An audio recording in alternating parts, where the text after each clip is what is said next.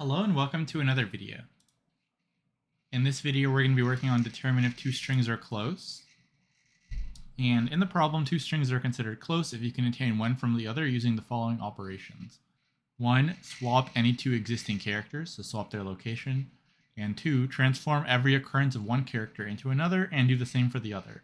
So for example, transform all A's into B's and all B's into A's. You can use operation as many times on each string as many times as you want. Given two strings, word 1 and word 2, return true if they are close and false otherwise. So in this example, you can just use word 1 to make the strings the same because word 1 lets you swap the order of letters, and the letters are all the same. So this is fine. Here you can't because there's only one A and there's two here, so there's like nothing you can do. Like you're only going to have one A here and two A's here.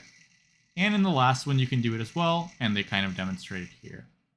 So the main thing for this problem is you basically have to figure out what these operations allow you to do, and then what you have to look for to figure out if this is possible. And the constraint is 10 to the 5th. That means you need an O of n or n log n operation. So I think this first one is kind of straightforward, like what this operation allows you to do, right? So this is basically saying, if I have equal number of characters in two strings, then I can make them equal, right? That should be pretty easy. And let me show what that means. So let's say I have like, and it doesn't really matter in what order. So if I have like A, B, C, D, and I have D, C, B, A, or D, C, A, B, or anything, basically if the number of every character is the same, I can just move these around using this operation to make them equal, right? So that's what this one does. And that one's pretty straightforward. Now the second one's a little bit trickier. But basically, if you can change all of one character into another and backwards, what this means is if I have like, let's say I have 3 A's and I have 2 B's. If I change all of my A's into B's and all of my B's into A's, I basically swap their counts. So what would happen is if I use this operation, then I have 2 characters and I basically swap their counts. So any characters you have, you can swap count. So like if I have some B's, some C's, let's say I have whatever, right? I can take these 4 counts and kind of rearrange them around no matter, like, depending on what I want, right? If I want 4 A's, I can swap A's and C's.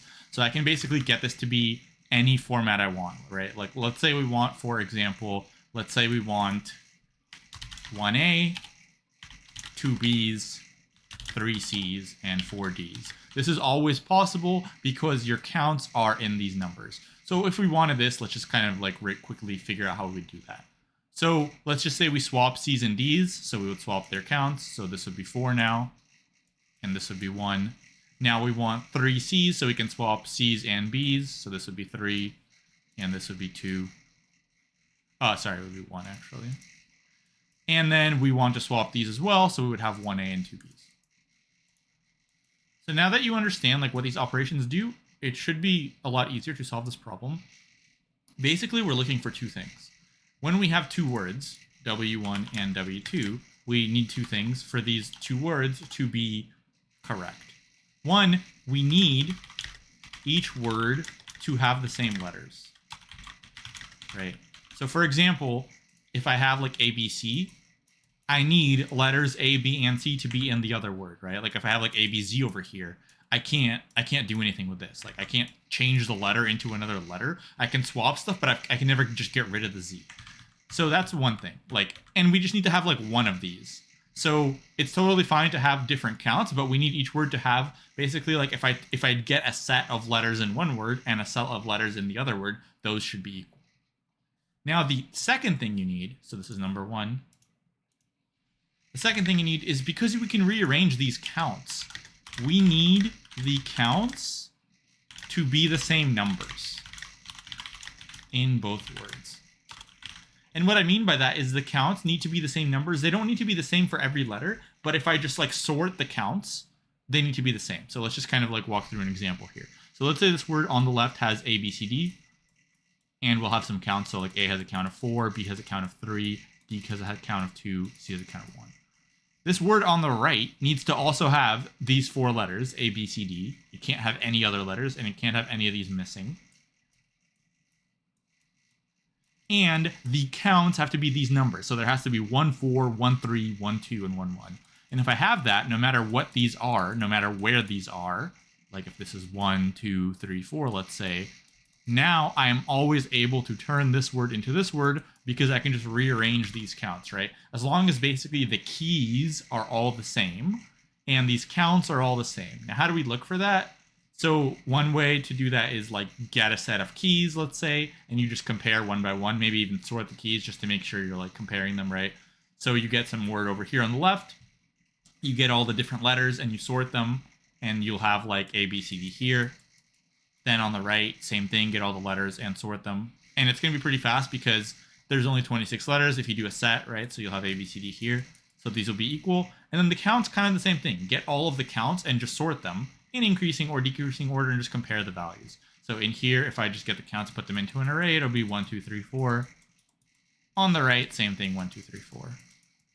And if any of these criteria doesn't match, then you can't have this work, right? Like if this A was a Z, then this would never work because I need an A here and so on, right? Or if I had like an extra letter here, it wouldn't work either because I can never get this Z. I can't produce it out of nothing. So I need to get a Z here, but I can't do that. So the keys have to be exactly the same. And like I said, the counts have to be exactly the same, not for letter, but just overall, all the numbers, if you just take them together, they have to be exactly the same, right? So I have 1, 2, 3, 4 and a 1, 2, 3, 4. They can be in any order you want, but that's basically it. And yeah, like I said, a bunch of ways to code this, but that's basically all we need to have these two things. And that's why you need to understand what these operations do. And as long as you see the first operation, make sure that like I don't really care what order my letters are in. I can make it in whatever I want. And the second operation lets me flip counts. So as long as these keys actually exist, I can make their counts match up and get the word I want. So the order doesn't really matter. Okay, so now we can code it up.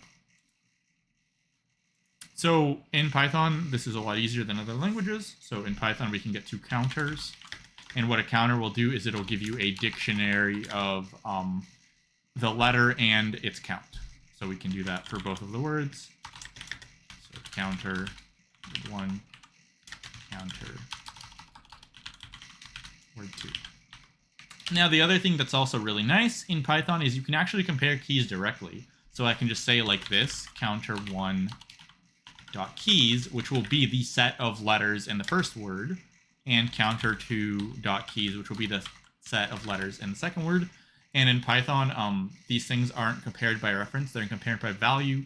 So if you compare two sets, it will compare like every value in them, and they're unordered. So if I do like, for example, if I print set 1, 2, 3, let's say, equals set 3, 2, 1.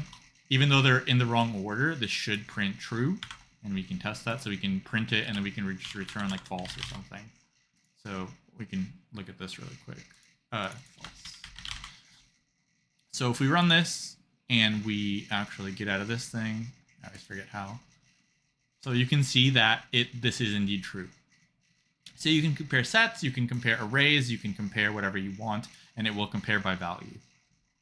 So what this allows us to do is we can use this. So we basically need these two things to be true. So we can just say like return, these two things have to be equal, right? Because these are two sets.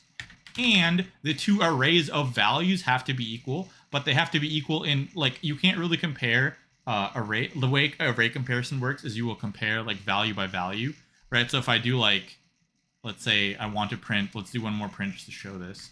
Like if I print this, let's tab. So if I print like 1, 2, 3 equals 3, 2, 1, this is going to be false, right? Because the array is like, it compares element by element. So we can see here it's false. But if I do 1, 2, 3 equals 1, 2, 3, this will print true. So in Python, we can literally just pass in the sorted values here, right? So we'll just sort the values in increasing order and just say, are they equal? And it will do it for us instead of having to go value by value. So you can say sorted counter1 dot values equals sorted counter2 dot values. And so what the values will be is it will be all of the values in the dictionary, and we will sort them. So is this sorted array equal to this sorted array? and all the keys are exactly the same. If that's true, we can return true. So let's run that. Like I said, you can definitely code this up with like more lines, but this works too, and I think it's not super hard to understand what's going on. Yeah, and we can submit. So you can see it's pretty good, roughly the same as the other stuff. Just run a bunch, it's like all over the place again. But yeah, and the nice thing about this, once again, is since all the letters I think are, let's just double check, they're usually just lowercase English letters, right? So lowercase English letters, which means that these counters are very cheap to make. So for the time to build these counters is O of, let's just say word 1. Well, actually here, you can do like you can do something quick too. You can also just have a little thing here like says like if length of word 1 does not equal length of word 2, return false. So you can add that in as well. It does not equal. Oh yeah. So if we add that in, now we basically avoid the cases where the letter counts are different, right? Because you still have to have the same total count of letters to have an anagram. So now basically word 1 and word 2 will always be the same length. So you could say like this is O of n, where n is the length of word 1, because you're essentially looping through twice the length of word 1.